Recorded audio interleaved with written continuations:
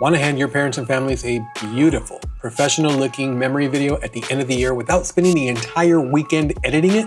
I'm talking transitions, moving music, and a personalized voiceover. And the best part? Google Vids did 90% of the heavy lifting for me. Before we open the editor, we need to gather our raw media. The fastest way to do this is to grab all your pictures and videos and throw them all into one dedicated Google Drive folder. Name it something clear and that you'll recognize, like Classroom Memories 2026. Getting your files into Drive first is the ultimate time-saving hack because Google Vids will pull directly from Google Drive. You can jump directly to vids.google.com in your browser bar or find Google Vids right inside of your Google Drive new menu. Once you're inside, we're going to select Upload because we want to connect this project directly to those awesome photos that we just threw into that Google Drive folder. The first thing that we're going to do is we're going to choose a template. We're going to click on Templates here on the right, and all we're going to do with the templates is to kind of pick a background, and that way we have our placeholder so we can drop our media. Now I'm going to go ahead and choose this, and this will kind of be my title screen, and then after that I'm going to get right into it. So I'm going to choose this one here. That way I could just replace per picture with pictures and videos for my students. And I'll do the same thing over here. I'll add a new scene by clicking on this plus sign down here, and I'm just going to lather, rinse, repeat. And let's say I wanted to put a little placeholder here for maybe an event that we had or what have you. So let's just go ahead and play with these 5 or 6 that we already have. I'm going to go ahead and close this out, and I'm going to go over here and say Korea's class 2025 through 2026. And now when we jump to this next one here, we have this picture here. And what I'd like to do is replace that image. So I'm going to go ahead and right click and click on Replace Image from Drive and Photos, and I'm going to get my menu here on the right. There's my first student right there. Bam.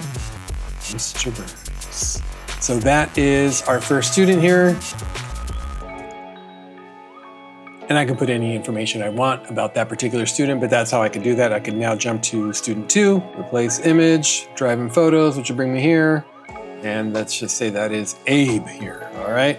Now, when I go to this next one, it's a video. So what I'd like to do is I'd like to replace that video with an actual video from my library. So I'm gonna go ahead and right click and replace video with Drive and Photos. Bam, there's my video of my students running out for recess. So let's take a quick look to see what this looks like right now if I was to press play. So it's got those features, the text, and things are flying in. We have our students coming in here, and then we're going to edit our text a little bit later. But now you can see how you can quickly throw a couple of templates on there, replace your pictures with the pictures you want, and video with the video that you want. Let's continue that process until we have all our media into our Google Vids project. Click between any 2 scenes down here to add or change any of those transitions. Right now it's set to fade, but you can change to push, scale, any one of those.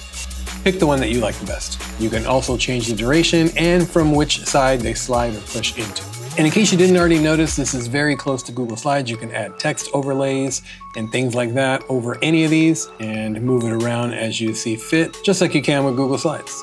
To really personalize it, we're gonna add some voiceover. Now, if I click on this scene down here, it tells me that this scene is 7.5 seconds long. What I'm gonna do is I'm gonna move my cursor over that, and I'm gonna stretch it out just to give me some wiggle room to about 15 seconds. And I'm gonna do record because I would like to record a voiceover of this specific text.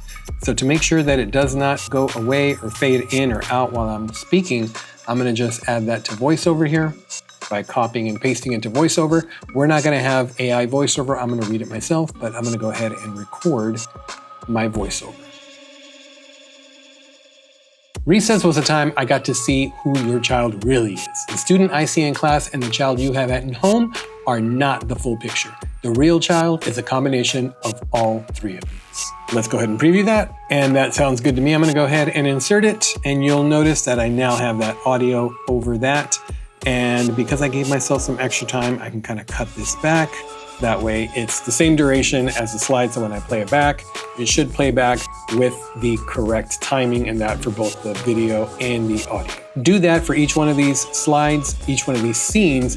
That way you have a more personalized video for your students and your parents. A memory video isn't complete without the perfect memory backdrop. Google Vids has a built-in library of copyright-free audio tracks. Browse through the upbeat or reflective genres, find a track that fits your classroom vibe, and drop it in. The system does a pretty good job at balancing voiceover and background audio track, but you can always go in and fine-tune it. That way, the levels are exactly where you want them to be. So you're officially done with your video. Now what? Not so quickly. Let's make sure we go up here to Untitled Video and make sure that we rename this, and we'll call this Classroom Memories 2026.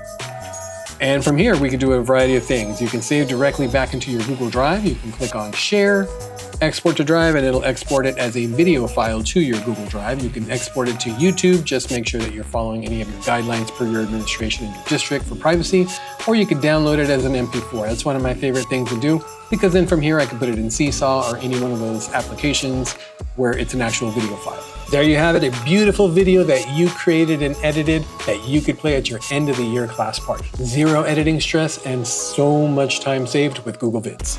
Let me know in the comments if you're going to be using this tool in your classroom next week. And for more edtech and food tips, make sure that you are subscribed, make sure you like and comment this video, and share with that teacher friend down the hallway. That way you too can be their hero in showing them how to create their end of the year memory video with Google Vids. Buen provecho.